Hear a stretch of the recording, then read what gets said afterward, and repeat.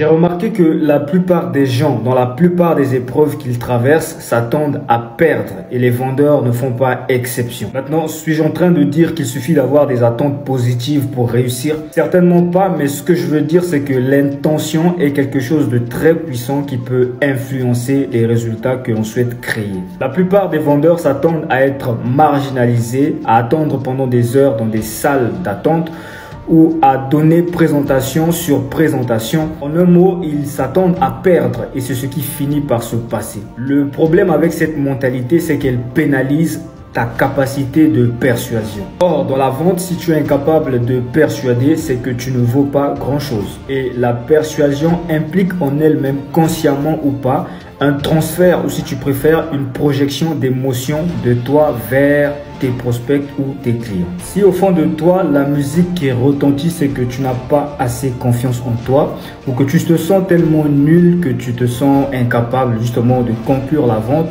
ce qui va se passer, c'est que tu vas projeter cela auprès du prospect qui va entrer dans un état d'embarras ou d'hésitation.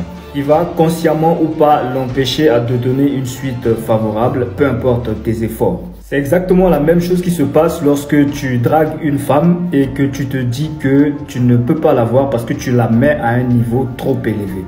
Ce qui va se passer, c'est que même si tu essaies de lui dire ce que tu dois lui dire, au moins ton langage verbal va trahir quelque chose qui va la mettre mal à l'aise et au final, tu n'auras pas son numéro. De la même manière, lorsque tu dégages l'énergie de quelqu'un qui est capable et qui a confiance en soi, c'est cela que tu projettes auprès de tes prospects et clients.